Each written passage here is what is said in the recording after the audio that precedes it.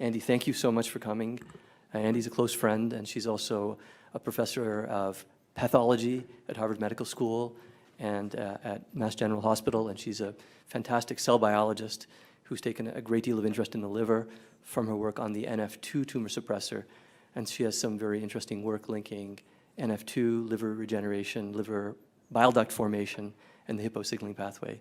So thanks again, Andy, and I do apologize for the scheduling problem. Definitely no need to apologize. And I talk very fast anyway, so. Let me go back. Okay.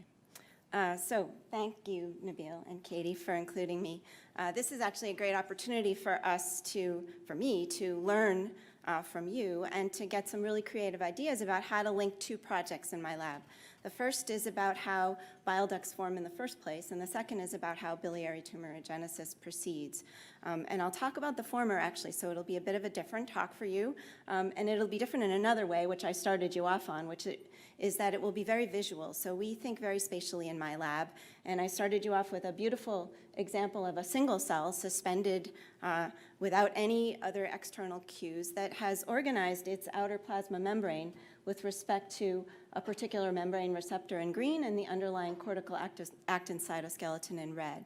So the message is that cells actually can exquisitely organize themselves, and they do this in an effort to organize their architecture, which they then use to work together to form very highly organized and patterned tissues, which enable the functions of the specific tissues. And these are just some of our favorite examples here, including the bile duct, which, as you know, is basically a network of hoses within the liver that drains fluid from the liver. And the cells that organize themselves around the bile duct are actually exquisitely architecturally organized, and any pathologist will tell you, as I'm sure Vikram, if he's here, will agree, that defective cellular shape and organization is really the first sign of tumorigenesis. So this is really important for the function of cells. So this is the cellular compartment that controls how cells organize their outer membrane and therefore their interface with the extracellular environment. It's the interface between the plasma membrane and the underlying cortical cytoskeleton. This is a scanning EM of an erythrocyte with the plasma membrane peeled away, so you can see the underlying and tightly apposed cortical cytoskeleton. And in fact, it was sort of textbook now studies of the erythrocyte that led to the identification of a number of molecular components of this very important cellular compartment, including in red, members of a now known superfamily of proteins that do three things simultaneously in this location. So these red proteins link membrane proteins to the underlying cytoskeleton. They organize or stabilize the underlying cortical cytoskeleton, and they assemble protein complexes at these nodes within the cell. And my lab has been interested for about 20 years now in understanding a very particular subset of this superfamily of proteins, which contains 4 proteins, including the product of the neurofibromatosis type 2 tumor suppressor gene, which you heard a bit about earlier today. The NF2 tumor suppressor was given the name Merlin not by a Drosophila biologist, but by my PhD advisor, actually, who named it for Merlin, for Moisin Ezrin Radixin-like protein because of its most closely and very closely related family members, otherwise known as the ERM proteins. So work from my lab and many others over the years have concluded that Merlin and the ERM proteins work actually interdependently to organize this very important cellular compartment and therefore the interface between a cell and its extracellular environment. In fact, this is Merlin decorating the cortical cytoskeleton of biliary epithelial cells here. So NF2 mutations occur in both familial and sporadic cancers, including in cholangiocarcinoma, which was originally predicted actually by NF2 heterozygous mutant mice that we developed many years ago, and found that at old age, those mice were predisposed to developing both hepatocellular carcinoma and cholangiocarcinoma. And at the time, or around that time, Nancy Hopkins' group at MIT also showed that NF2 mutant zebrafish developed choledochal cysts. So it seems like the NF2 tumor suppressor, about which we knew virtually nothing at the time, played a very important role in the liver and perhaps particularly in the biliary system. So with that in mind, a postdoc in my lab, Marcello Curto, then taken over by another postdoc in the lab, Samira Benamouche, set out to target NF2 deficiency specifically to the mouse liver in order to develop a better model in which we could study this and learn more also about the function of the NF2 tumor suppressor. And so what they found is that NF2 mutant livers quickly become enlarged such that they exhibit significant hepatomegaly at about 6 to 8 weeks of age. And those mice that survive this stage go on to develop both hepatocellular carcinoma and cholangiocarcinoma. But these are not, this is not an organ size defect, actually, as it's often classified as. There's no defect in the hepatocyte proliferation or the failure of these livers to stop dividing relative to hepatocytes when they reach their normal size. Instead, actually, these livers are chock full of, or enlarged because they are chock full of cells that are trying to be biliary cells and organize themselves poorly into a biliary system. So we felt that if we wanted to understand why this happens, we really needed to understand its origins. And we could already tell that in neonatal animals, there was evidence of this biliary, ectopic biliary formation. So we figured that it was a developmental process.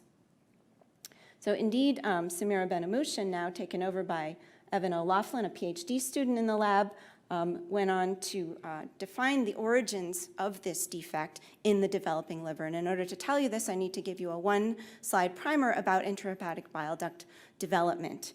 The intrahepatic biliary system forms in congruence with an existing endothelial tree, and it's thought to be an inductive process. The endothelial cells within the tree impact neighboring uncommitted hepatoblasts to begin to turn on biliary markers and organize themselves into a basically mirror image biliary tree. Everything I'm going to show you is going to be a cross-section of branches or limbs of this tree, if you will. So they will have a portal vein, the endothelial vein, and the developing biliary system around it for all of the cross-sections of pictures I'll show you. And so at the time we started these studies, this was basically what was known or thought to be known about how this proceeds. It was thought that this inductive signal from endothelial cells triggered neighboring hepatoblasts that are uncommitted to begin to turn on the biliary marker SOX9. They were then known as ductal plate cells. They were thought to form a sort of sleeve of cells around the portal endothelium, and then they themselves were thought to reach out in a manner that was completely poorly understood and talk to hepatoblasts that were not yet committed on the outer side of them and recruit them to not only organize themselves into primitive biliary structures, but then turn on biliary markers themselves. These structures would then become better organized, develop a basement membrane, surround themselves with mesenchymal cells, and become mature intrahepatic bile ducts.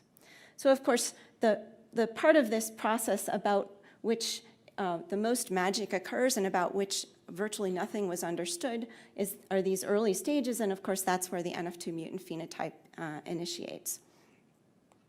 So what Samira and Evan first did was to simply go trace this process in the developing liver by initially monitoring the distribution and number of SOX9 positive biliary cells that were beginning to think about being biliary structures. They found that at the earliest stages of the formation of these structures, there were basically a similar number and distribution of SOX9 positive cells in the control and in the mutant, but quickly thereafter there was an outpacing of SOX9 positive cells in the mutant, and that's quantified here.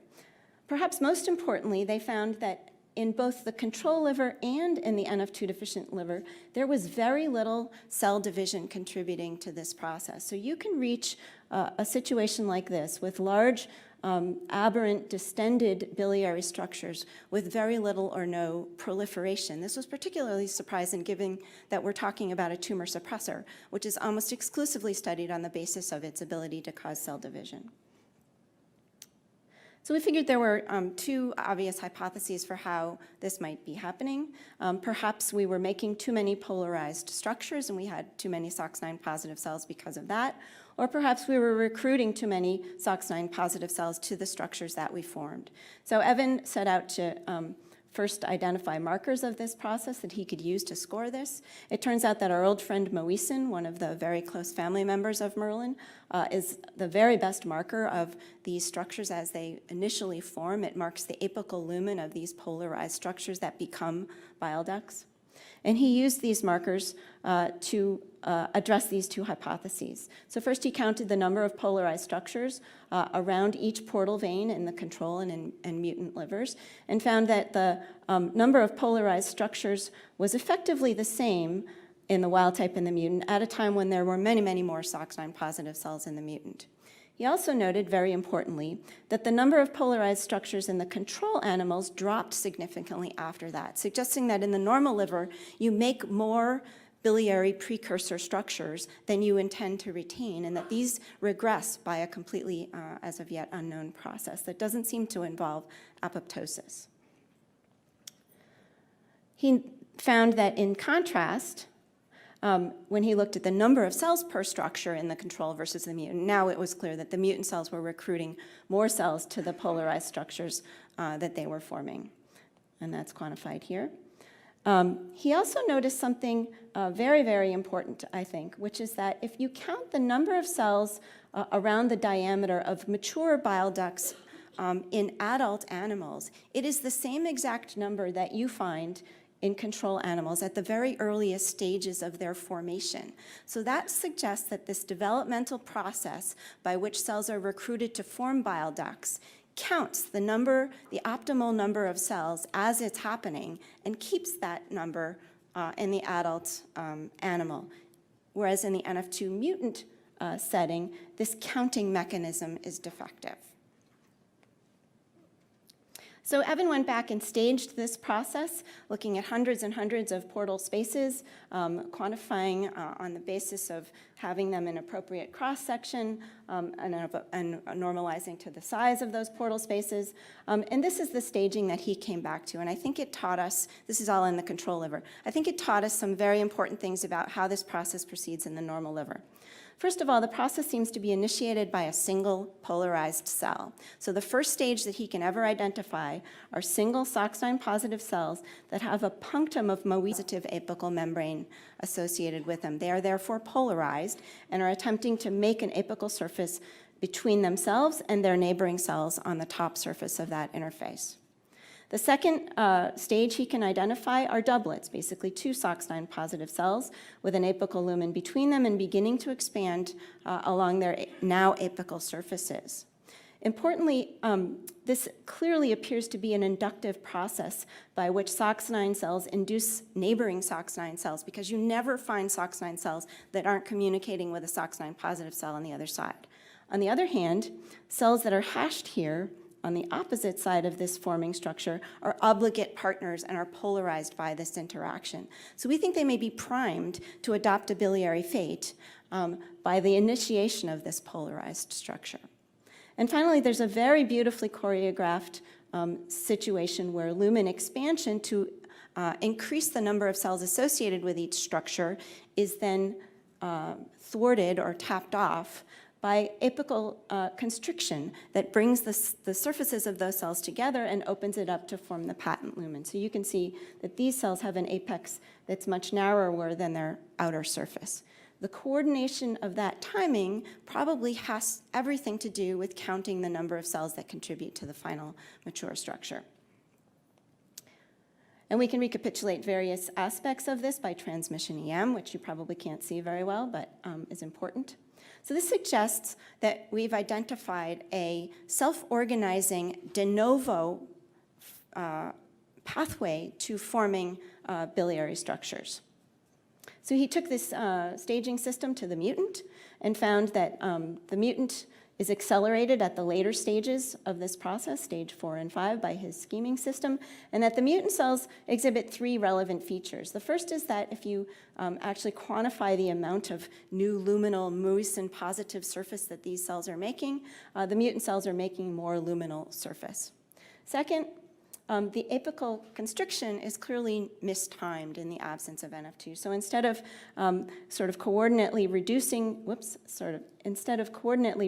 their size as they do in the control animals, the NF2 mutant cells exhibit a huge variation in apical constriction, with some mutant cells having an apical surface that's 8 times as large as their basal surface. So obviously their ability to coordinate this, expand our lumen and then restrict it back, is defective. And finally, in later stages, you can clearly find evidence of precocious lumen expansion. This is the best example here, where you can see red positive lumen expanding out into a sea of hepatoblasts, or in this case, hepatocytes probably, and probably recruiting those cells to a SOX9 positive biliary fate. So this suggests the possibility that architecture, polarized architecture, is driving biliary fate. So we've hooked up with engineers at BU to model this, both in terms of visually 3D, but also in vitro and 3D bioengineered setups. And I show this to you not only because as a scientist it looks really cool and it fascinates us, but because I think it communicates the three-dimensional complexity of these structures, the number of structures that surround each portal vein, in this case one portal vein. And I think it points out that these lumens are expanding tangentially relative to the portal vein. And that's important because you can't see it in the movie without studying it much more carefully. But these lumens are not attached to lumen above or below it. So that suggests that biliary formation or intrahepatic bile ducts do not form dendritically like a tree that's growing from its tips. Instead, we form these de novo self-organizing structures that then must interconnect or anastomose. And then perhaps, but we definitely haven't shown this, the failure to anastomose might be what then designates you to regress. And I think learning more things about the process of this anastomosis, of connecting of these polarized structures, and what drives them to stay or regress might be very, very important in a tumor setting.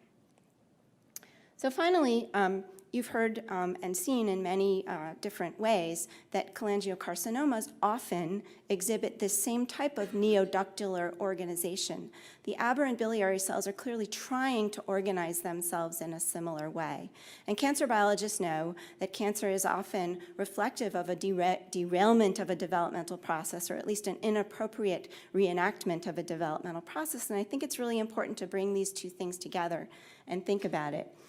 So we wonder, for example, whether a similar self-organizing inducible process in the context of tumor development and expansion might not contribute to heterogeneity or to fate plasticity. So for example, could one badly behaved cells then induce its neighbors to begin organizing themselves into a biliary structure where one normally wouldn't otherwise exist? Similarly, could these mechanisms of how and this is a perfect example of why I'm here listening to Vikram this morning, could these mechanisms of interconnection or failure to interconnect be part of the differences in histological subtypes that pathologists recognize? And we're very, very interested also in the idea that this might relate to a beautiful study out of Darren Gilmore's group a couple of years ago, where he identified in the zebrafish in a particular stage of development in a particular tissue, the fact that certain cells are triggered to self-organize into a structure that's very similar to these polarized structures that precede mature intrahepatic bile ducts, and that this self-organization actually serves to restrict signaling in a certain way as these tissues developed. And in fact, this is FGF signaling that he identified as being pivotal to this in zebrafish. So FGF signaling triggers the organization of these cells into these architecturally distinct apical lumen-containing structures, which then restricts where the FGF ligand is deposited and which cells receive the FGF signal. So we wonder if perhaps a similar relationship between cellular architecture and FGF receptor or other receptor signaling might be important in bile duct cancer. So with that, I will thank the people who did the work. I think I did it while I was going, but the entire line of investigation was initiated by Marcello Curto, one of my first postdocs, and really brought this to the lab, and then Samira Benamouche, who initiated all of the detailed things that I told you about today, which were then taken over by Evan O'Loughlin, a really talented and thoughtful PhD student in the lab. So thank you.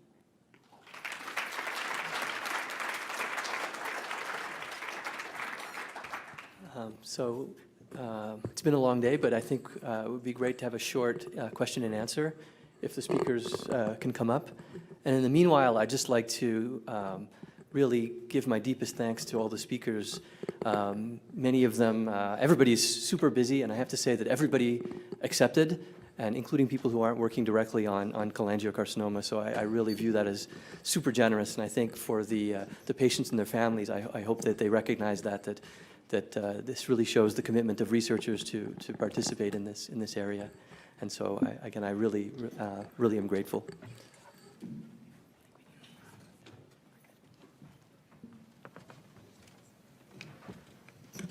Dr. Gores? I have a couple of questions. So, Matthias, I was a little surprised you didn't find a role for tweak in driving biliary proliferation.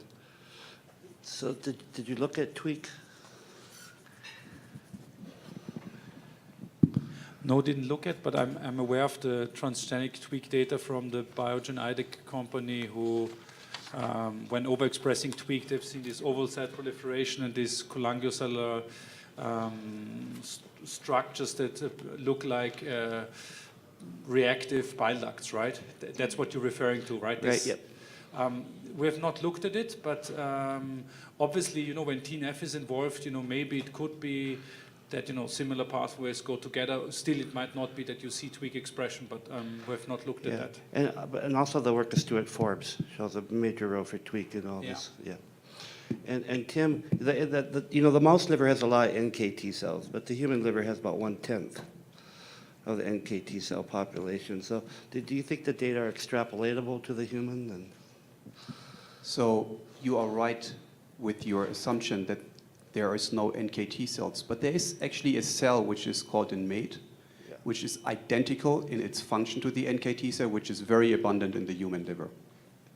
Yeah, but its regulation is different, of course. It's by the B6 metabolites and things. So. Shoot. I think he was first. No, go ahead. Okay, well, I just had two quick questions. One was for Matthias.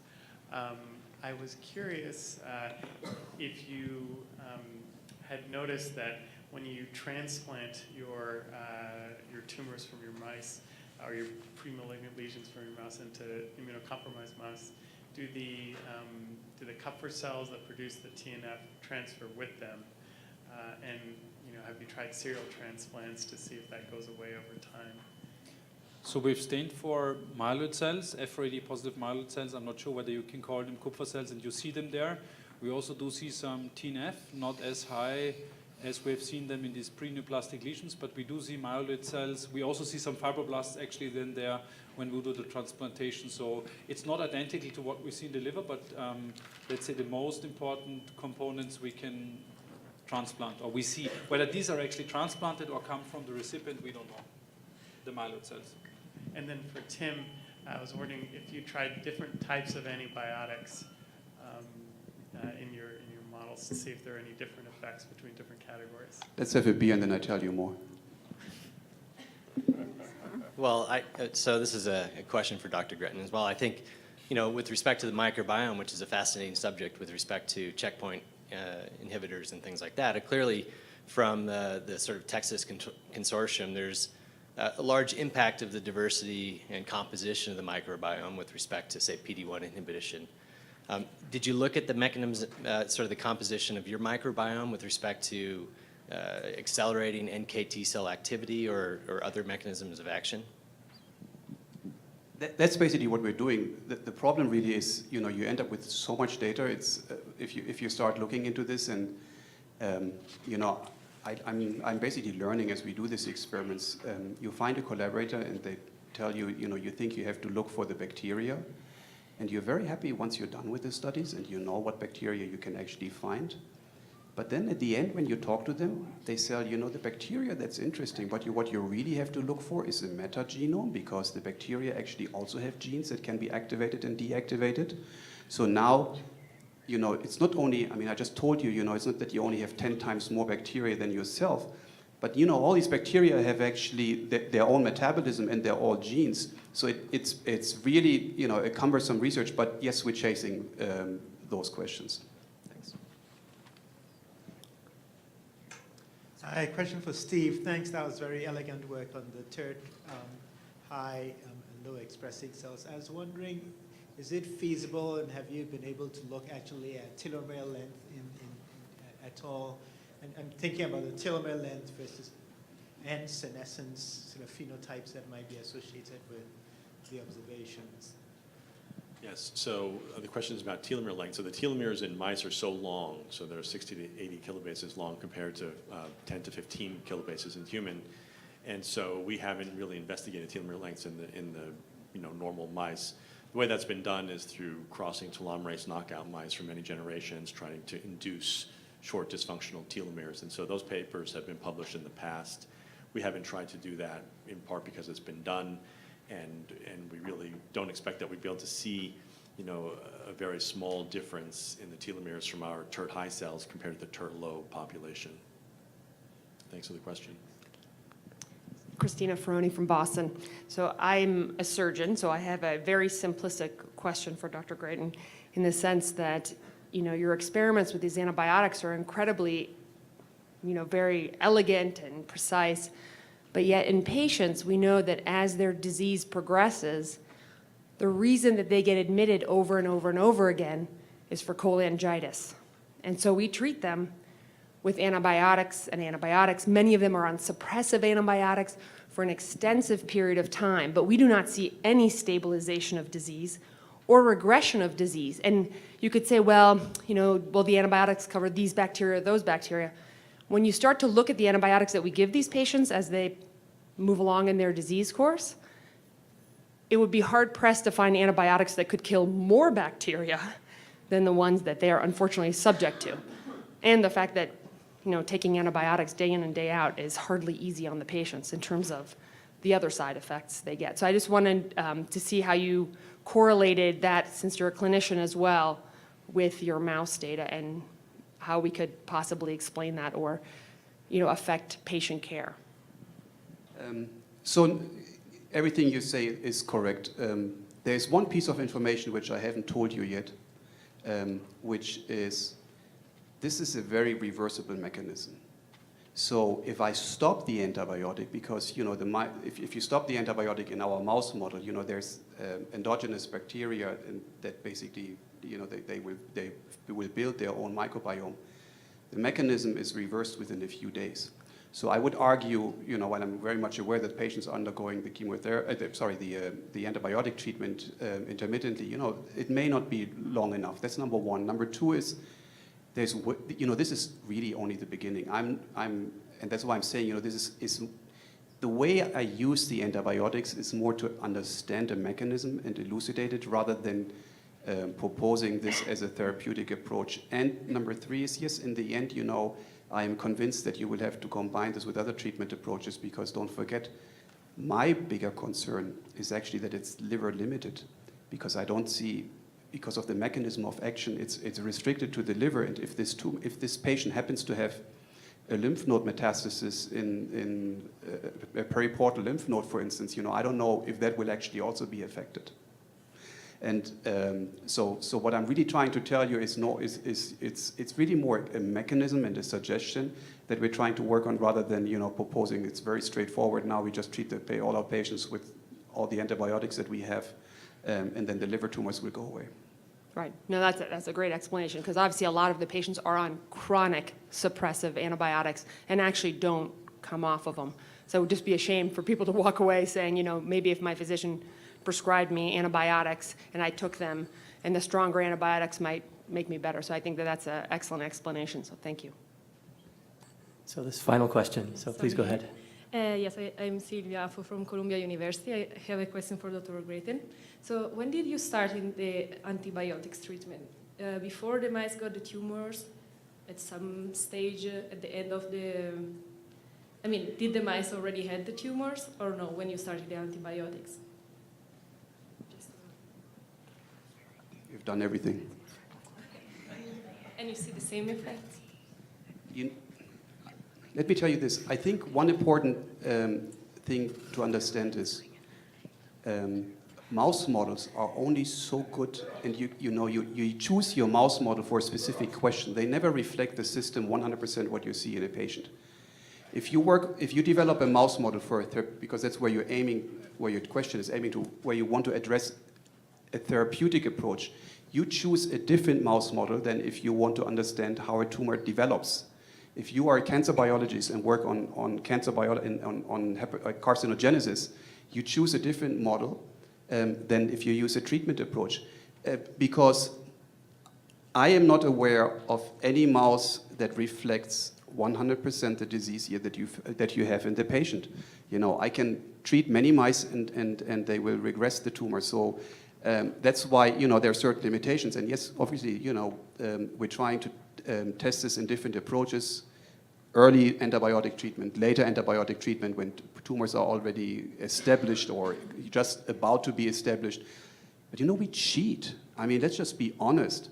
If an experiment doesn't show what you want to do, you start when the tumor is a little bit smaller, or every person that is sitting here and is doing these kind of studies knows how you can design your mouse model so that you can actually, address the question that you're really asking. And this doesn't mean that the data is wrong, but you choose a mouse model depending on what you're trying to address and show. In the end, you have to treat a patient if you want to see if something can be translated. I had one quick question for Dr. Artandi.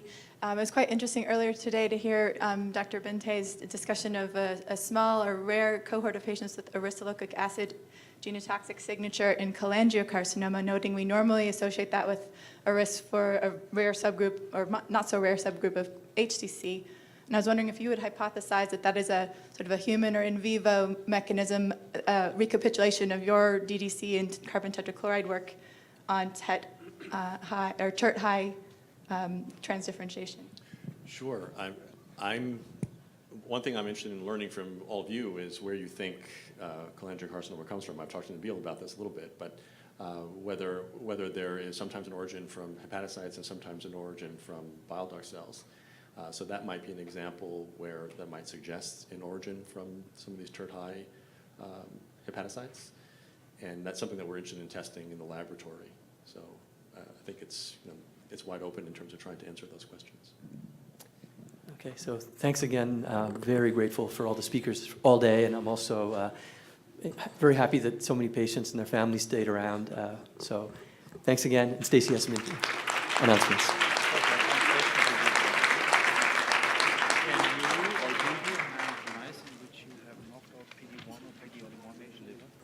So I just need to make a couple of announcements, and for the patients who stayed in here, you are champs. But I hope you can see how complex of a landscape this cancer is, and how important it is that we help these scientists get together so that they can share knowledge, and that we need to support their work. So just a couple of housekeeping items. The speakers on today's agenda and the Scientific Advisory Board are going to grab dinner in the Salon F, and then they will go to the Cottonwood Room, and they're going to have a collaborative dinner. So, and the Cottonwood Room is just straight down at the end here.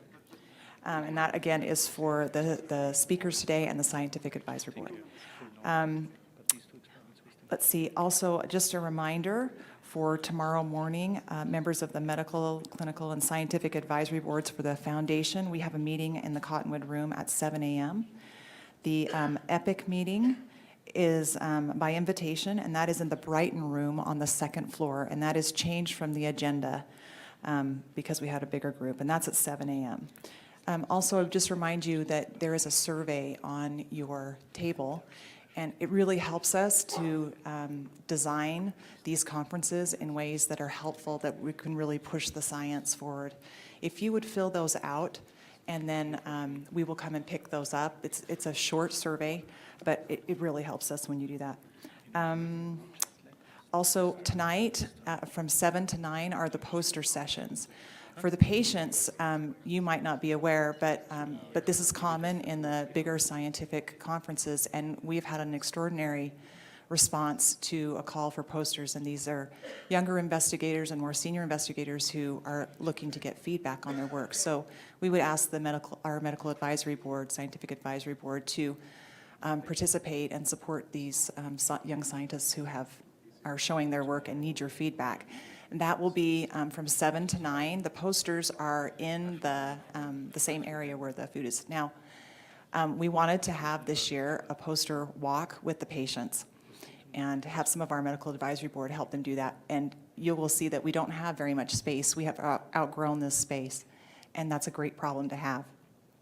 But just know that that will be happening next year. That will be on the agenda. And we think you'll be interested to know some of the emerging science that's coming out. And I think that's it. Thank you.